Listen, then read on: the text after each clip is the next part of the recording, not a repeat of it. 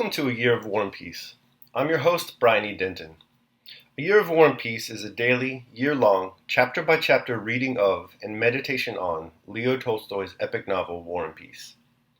In these videos and podcasts, you'll be treated to a free reading of one chapter per day of the novel, plus a reflective essay I've written individually tailored to that day's chapter.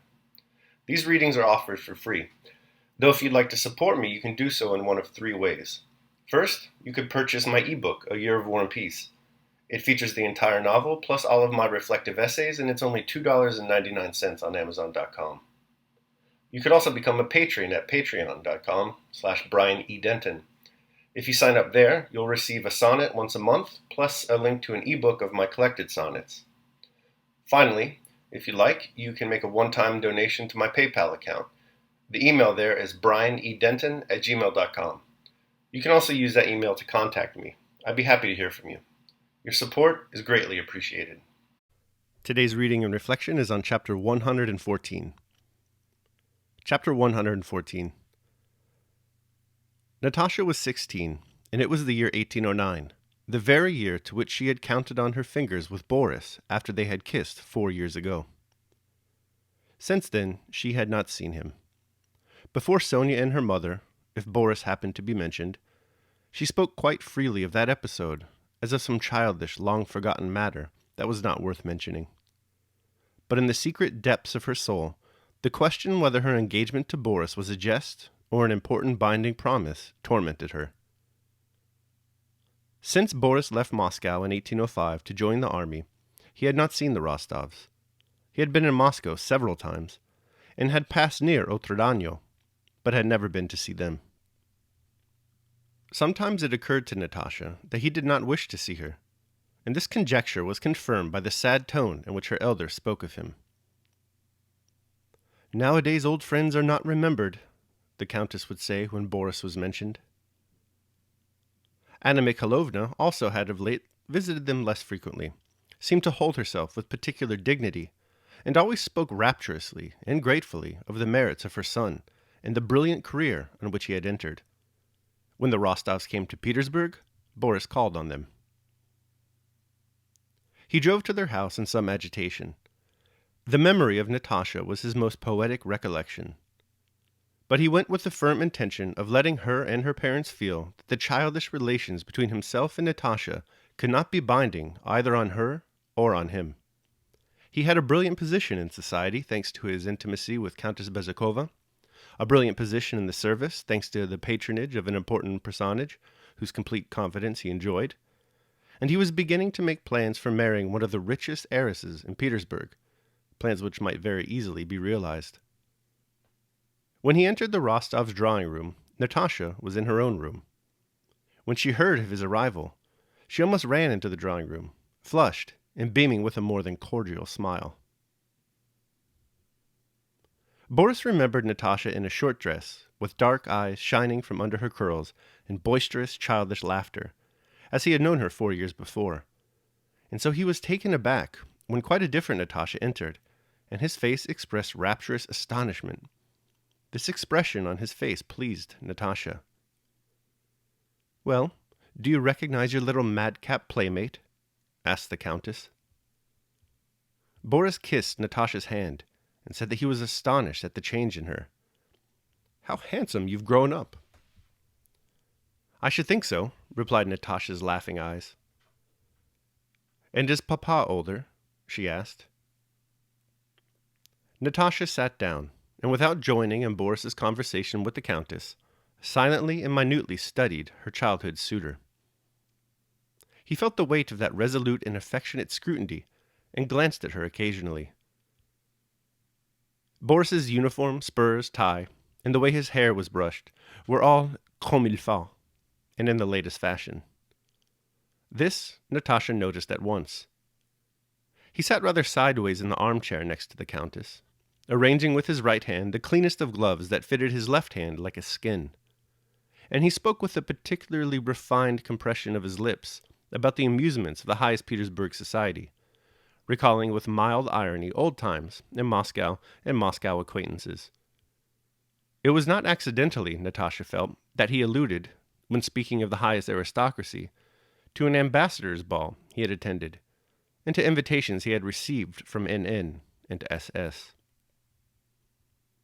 All this time Natasha sat silent, glancing up at him from under her brows. This gaze disturbed and confused Boris more and more. He looked around more frequently toward her, and broke off in what he was saying. He did not stay more than 10 minutes, then rose and took his leave.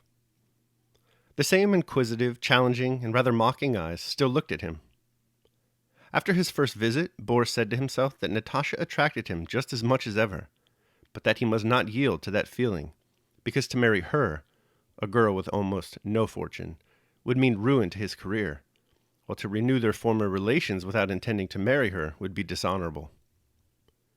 Boris made up his mind to avoid meeting Natasha, but despite that resolution, he called again a few days later and began calling often and spending whole days at the Rostovs. It seemed to him that he ought to have an explanation with Natasha and tell her that the old times must be forgotten, that in spite of everything, she could not be his wife, that he had no means, and they would never let her marry him. But he failed to do so, and felt awkward about entering on such an explanation. From day to day he became more and more entangled. It seemed to her mother and Sonia that Natasha was in love with Boris as of old. She sang him his favorite songs, showed him her album, making him write in it, did not allow him to allude to the past, and letting it be understood how delightful was the present. And every day he went away in a fog, without having said what he meant to, and not knowing what he was doing or why he came, and how it would all end. He left off visiting Helene, and received reproachful notes from her every day, and yet he continued to spend whole days with the Rostovs. All right, that concludes my reading of chapter 114. I'll now proceed to my reflection on the same. A Year of War and Peace, day 114. Such seething brains. Theseus, Duke of Athens, Lord of Love, Ambassador of Affection, has the distinction of being the first to speak in Shakespeare's comedy A Midsummer Night's Dream. In this initial speech, he complains to his beloved, Hippolyta, that the two must wait 4 long days yet to consummate their marriage. That's how he feels in Act 1. By the end of the play, after all the inane comedy has ensued and he's been able to observe other relationships, Theseus has developed a different understanding of romantic coupling. Speaking again to Hippolyta, he observes, "Lovers and madmen have such seething brains." It's not always so seething. Love in general is often a wholesome, civilizing force. But a particular form of love, romantic love, with its untamed agitation of the passions, can wreak havoc upon those it afflicts. Nick Bottom, the comic reliever of A Midsummer Night's Dream, recognizes this when he tells Titania that reason and love keep little company nowadays. Reason certainly doesn't rule the day with Natasha and Boris in today's chapter, as the two of them, slain by Cupid, abandon all rationality and submit to the ruckus of romance. Natasha is haunted by the memory of Boris's proposal. It's been 4 long years since they agreed to marry, and not only time, but also distance has separated the two since then. Boris, as we know, has been off building a career and a future for himself. Natasha, on the other hand, has remained at home, stewing over the state of their relationship. Their perhaps long-forgotten promise torments her. Boris is also agitated. He looks back upon his previous time with Natasha as the most poetic of all his recollections, but he understands he cannot fulfill his engagement promise to her. He spent the last 4 years building up a position in society for himself. He cannot, he reasons, throw it all away by marrying a woman without a fortune. He'd be taking a giant step backwards. But when he finally meets her again, fully intending to communicate his decision on the matter, he backpedals again fairly quickly. He can't help wanting to hang out with her despite his decision not to.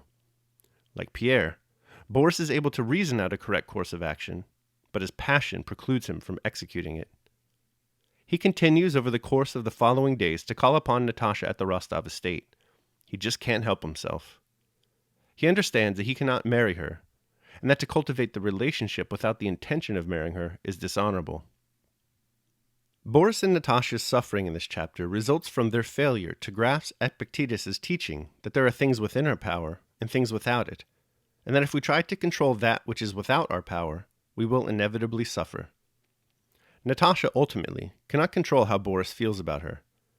By making the judgment that Boris's refusal to marry her, something she has no control over, is a bad thing, she unnecessarily submits herself to torment. Similarly, it is under Boris's control whether to see Natasha or not. If he continues to see her, despite having no intention to marry her, he will suffer. The two must get their judgments about romantic love under control if they plan to avoid anguish and embrace mental tranquility.